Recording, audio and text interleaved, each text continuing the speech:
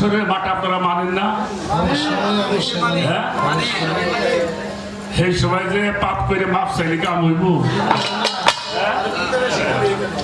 মাপের ব্যবস্থা এখান থেকে কইরা যাইতে, পাপটা যেমন এখানে করছাও, মাপটাও তোমাকে এখান থেকে চাইয়া যাইতে।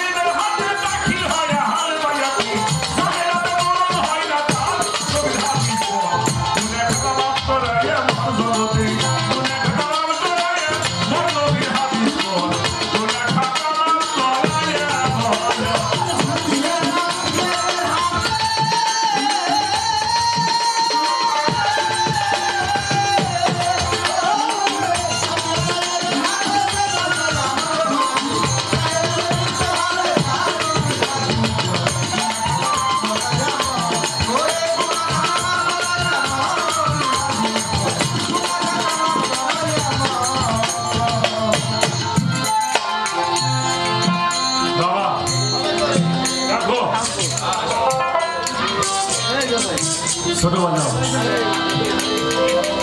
সেরেক করতে পারে মানুষের, গরু বাছুর সেরেক করতে পারে। আমার কথা বোঝা যায়? একমাত্র সেরেক করতে পারে মানুষ। আমি কোরআন শরীফে দেখেছি, আল্লাহ বলেছেন সমস্ত সৃষ্টি আমাকে সেজদা।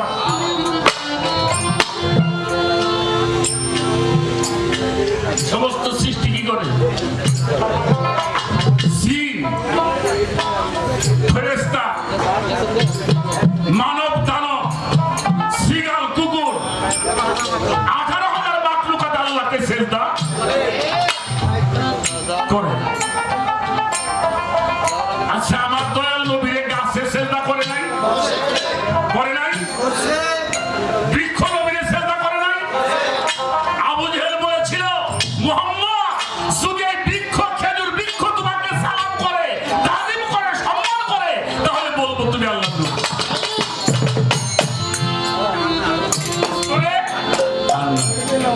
উনি আঙ্গুল দিয়ে ইশারা করছিলেন, গাছটা নাচতে নাচতে সে নবীর কদম মোবারকে পড়ে।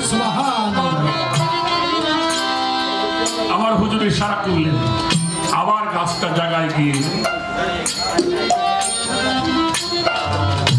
বনের পশু নবীকে সেজদা করে।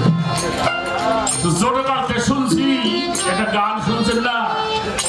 দিনের নবী মোস্তফা রাস্তা দিয়ে হরিণ একটা বান্দা ছিল, শোনেন নাই? যারা যেই হরিণ আমার নবীর কদম মোবারক চেটে একটু ঘাম খেয়েছিল, কস্তুরি হয়ে গেল। সুবহানাল্লাহ।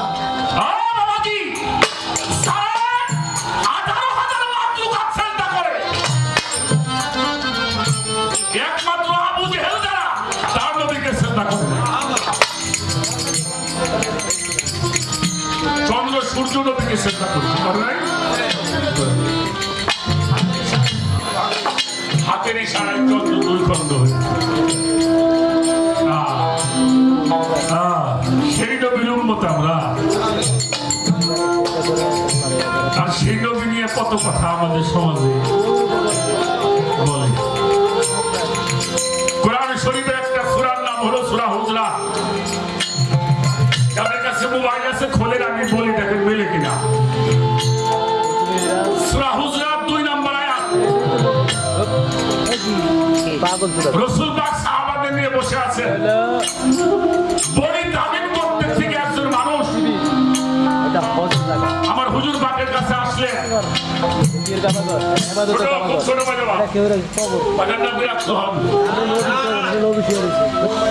আমার হুজুর পাকের কাছে আসলেন, ইয়া রাসূলুল্লাহ, আমাদের একজন নেতার দরকার। এই এলাকায় যদি এই যে আমার বাবা যান রফিক শাহ বাবা, আমার মুবারক শাহ বাবার খলিফা, তাই তো? এই এলাকার মানুষ তার সঙ্গে যোগাযোগ আমাদের একজন নেতা তৈরি করে দেন, যাতে আমরা তার সঙ্গে, সবাই তো আসতে পারে না, অনেক মানুষ মুসলমান হয়েছে, তো রাসূল পাক কাকে পাঠাবে চিন্তা করছেন। হঠাৎ করে আবু বকর সিদ্দিক রাদিয়াল্লাহু আনহু একজনের নাম বললেন। উনি একজন নাম প্রস্তাব করলেন। হযরত ওমর বলল, না তোমারটা হবে না, অমুকরে পাঠাবো। দুজনের মধ্যে, দুই ভাইয়ের মধ্যে কথা কাটাকাটি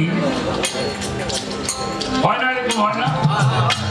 এই কথা কাটাকাটি করতে করতে তাদের কণ্ঠ সুর উঁচু হয়ে গেল, দাঁড়ানোর অবস্থা। আল্লাহ তাআলা সঙ্গে সঙ্গে কোরআন শরীফের সূরা হুজরাত পাঠাইলেন। 2 নম্বর আয়াতে বলছেন, হে রাসূল, আপনি বলে দেন যারা আপনার সামনে বসে আপনার কণ্ঠের চাইতে উচ্চ কণ্ঠে কথা বলবে তাদের আঙুলগুলি ছিনিয়ে নেওয়া হবে। কি করা হবে? ছিনিয়ে নেওয়া হবে, বরবাদ হয়ে যাবে, মুনাফিক হওয়ার সম্ভাবনা আছে।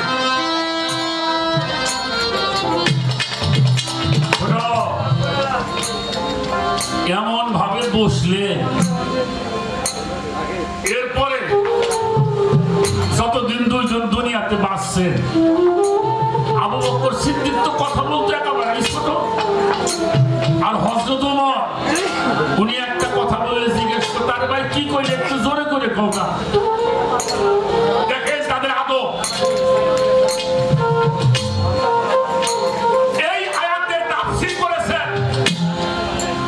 এই তাফসীরটা প্রত্যেক মসজিদ ধরে আছে, আপনারা দেখবেন তাফসীরে মারফুল কোরআন।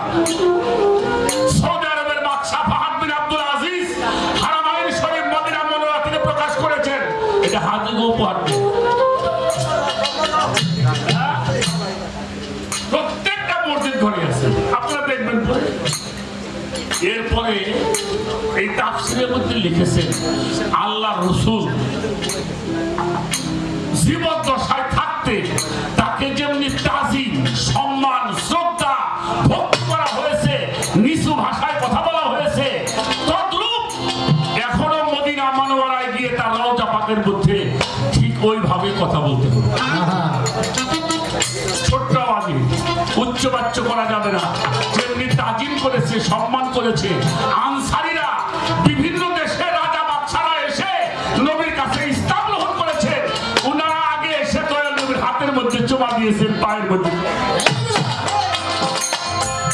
এটা মুসান্নাফে আব্দুর রাজ্জাক সাহেবের কিতাবের মধ্যে আছে, সিয়াসত হাদিসের মধ্যে আছে। শুধু তাই নয়, এখনো রাসূল পাকের রওজার সামনে গিয়ে তাজিম, সম্মান, ছোট ভাষায় কথা বলতে হবে। কেননা আমার রাসূল পাক এখনো রওজার মধ্যে জিন্দা। জোরে জোরে কোন সুবহানাল্লাহ। রওজার মধ্যে এই আয়াতের তাফসীর করতে গিয়ে লিখছেন হক্কানি আলেম উলামা, যারা হক্কানি রব্বানি আলেম উলামা, সুফিদের পীর মাশায়েখদের সাথেও তেমনি আদব সম্মান রক্ষা করে চলতে হবে। কেন চলতে হবে? তারা হলো আমার রাসূলের ওয়ারিস।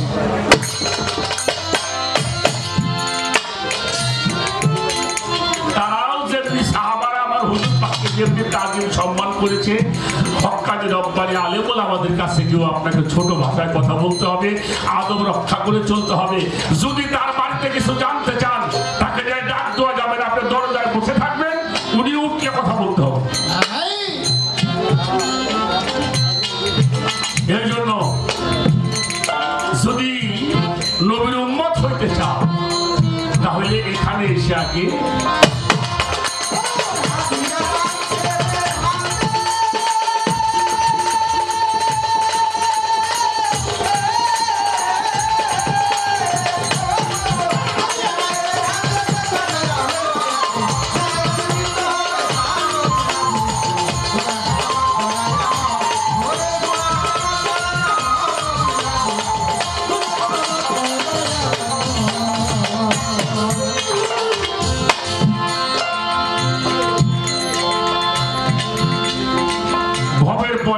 থাকতে তাদের মাফ করাইয়া গুনার বুঝা কবর হতে উঠিল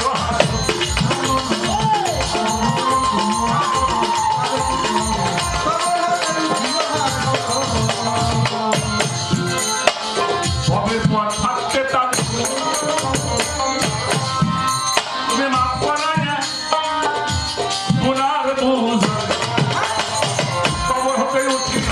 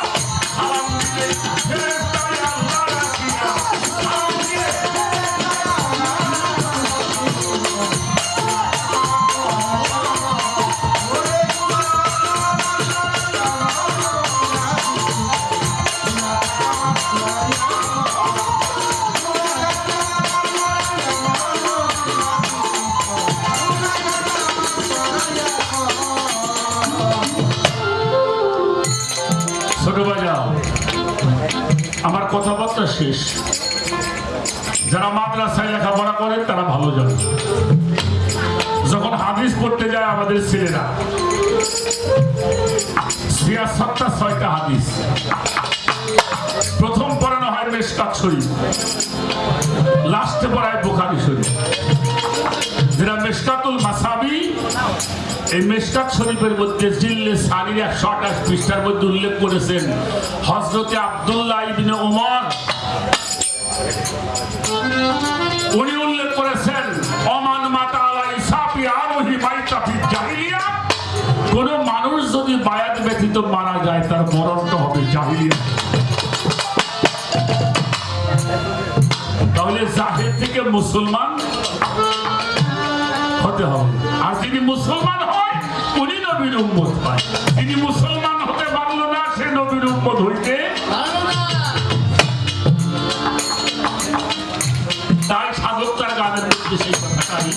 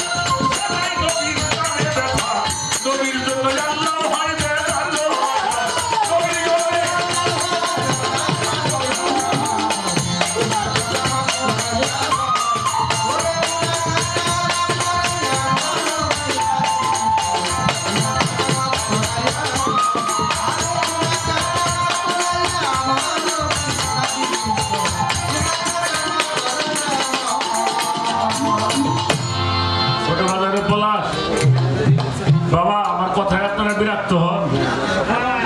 আচ্ছা